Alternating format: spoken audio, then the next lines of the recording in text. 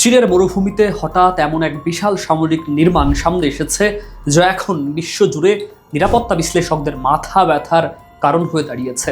একই সাথে চিন্তার ভাঁজ ফেলছে মোদির কপালে। প্রশ্ন হলো, ৮০টিরও বেশি মিসাইল লঞ্চ প্যাডের সম্ভাব্য লক্ষ্য কি ভারত? এশিয়ার শক্তির খেলায় কি দিল্লি ধীরে ধীরে চাপের অবস্থানে চলে যাচ্ছে? মোদী সরকার কি বুঝতে পারছে চীনের এই সামরিক উত্থান ভারতের জন্য কত বড় কৌশলগত হুমকি? জিনজিয়াং ও গানশো অঞ্চলে স্যাটেলাইট ছবিতে ধরা পড়েছে অষ্টভুজ আকৃতির কমান্ড জোন, ৮০টিরও বেশি সম্ভাব্য ক্ষেপণাস্ত্র লঞ্চ প্যাড, শক্তিশালী বাংকার এবং বিস্তৃত সড়ক রেল নেটওয়ার্ক। এই পুরো কাঠামো মূলত চীনের পারমাণবিক ও দূরপাল্লার ক্ষেপণাস্ত্র ব্যবস্থাকে আরও দ্রুত, আরও সুরক্ষিত এবং আরও কার্যকর করার জন্য তৈরি করা হচ্ছে। অর্থাৎ চীন এখন এমন এক অবস্থায় যাচ্ছে যেখানে আঘাতের পরও দ্রুত পাল্টা আঘাত দেওয়ার সক্ষমতা থাকবে।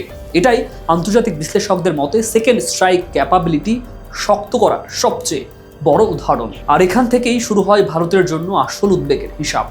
এখন প্রশ্নটা খুব স্পষ্ট, এই পরিবর্তনের মানে কি ভারতের জন্য? কারণ ভারতের সঙ্গে চীনের সীমান্ত প্রায় ৩,৪০০ কিলোমিটার দীর্ঘ, যা লাদাখ থেকে অরুণাচল, সিকিম পর্যন্ত বিস্তৃত। এই সীমান্ত কখনোই পুরোপুরি স্থিতিশীল ছিল না, বরং বারবার উত্তেজনার কেন্দ্র হয়েছে।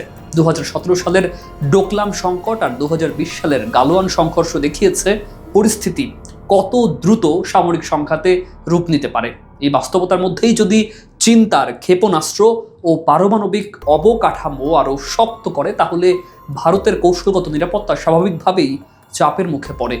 এখানে বিষয়টা শুধু সীমান্ত নয়, পুরো নিরাপত্তা ভারসাম্যের প্রশ্ন। চীনের এই নতুন সামরিক কাঠামোর সবচেয়ে গুরুত্বপূর্ণ দিক হলো এর গতি এবং স্থায়িত্ব। এই ধরনের লঞ্চ প্যাড, বাংকার ও কমান্ড নেটওয়ার্ক তৈরি করা হয় যাতে কোনো বড় আঘাতের পরও পুরো সিস্টেম ধ্বংস না হয়। অর্থাৎ চীন এখন আঘাত সহ্য করেও পাল্টা আঘাত দেওয়ার সক্ষমতা আরও শক্ত করছে। এটি শুধু প্রতিরক্ষা নয়, বরং প্রতিপক্ষের উপর মানসিক চাপ তৈরির কৌশলও বটে। কারণ যুদ্ধ না হলেও শক্তির ভারসাম্য বদলে যায় যদি একজন দ্রুত আঘাত ও প্রতিক্রিয়া দিতে পারে। এই জায়গাতেই ভারত তুলনামূলকভাবে পিছিয়ে পড়ছে বলে কিছু বিশ্লেষক মনে করেন। ভারতের জন্য বড় সমস্যা হলো চীনের এই উন্নয়ন শুধু স্থল সীমান্তে সীমাবদ্ধ নয়। বেইজিং একই সাথে ভারত মহাসাগর অঞ্চলেও প্রভাব বাড়াচ্ছে। শ্রীলঙ্কার বন্দর, পাকিস্তানের করিডোর, মিয়ানমারের কৌশলগত উপস্থিতি। এর ফলে ভারত এক ধরনের বহু ফ্রন্ট চাপের মধ্যে পড়ছে। একদিকে সীমান্ত, অন্যদিকে সমুদ্র নিরাপত্তা। এমন অবস্থায় দিল্লিকে একই সঙ্গে সেনা আধুনিকীকরণ, ক্ষেপণাস্ত্র প্রতিরক্ষা এবং কূটনৈতিক চাপ সামলাতে হচ্ছে। বিশ্লেষকদের মতে চীনের এই দ্রুত গতির সামরিক বিস্তার ভারতের জন্য দীর্ঘমেয়াদী কৌশলগত চ্যালেঞ্জ তৈরি করছে। এটি কোনো একক যুদ্ধের পরিস্থিতি নয়, বরং ধীরে ধীরে শক্তির ভারসাম্য বদলে যাওয়ার ইঙ্গিত। চীনের এই সামরিক সম্প্রসারণ শুধু প্রতিরক্ষা নয়, বরং একটি দীর্ঘমেয়াদী ডিটারেন্স স্ট্র্যাটেজি, অর্থাৎ শক্তি দেখিয়ে প্রতিপক্ষকে নিয়ন্ত্রণে রাখা।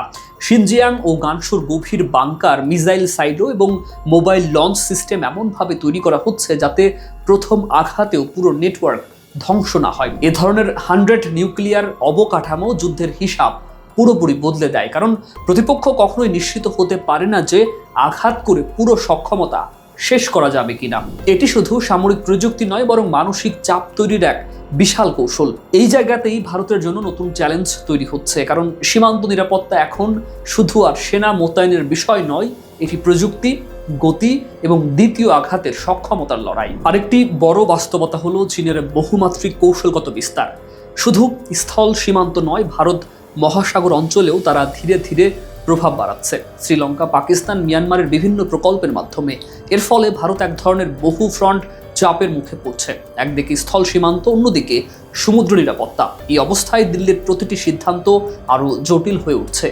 চীনের প্রতিটি নতুন সামরিক স্থাপনা ভারতের কৌশলগত মানচিত্রে নতুন চাপ যোগ করছে, এবং এই বাস্তবতা দেখাচ্ছে দক্ষিণ এশিয়ার শক্তির সমীকরণ ধীরে ধীরে বদলাতে শুরু করেছে।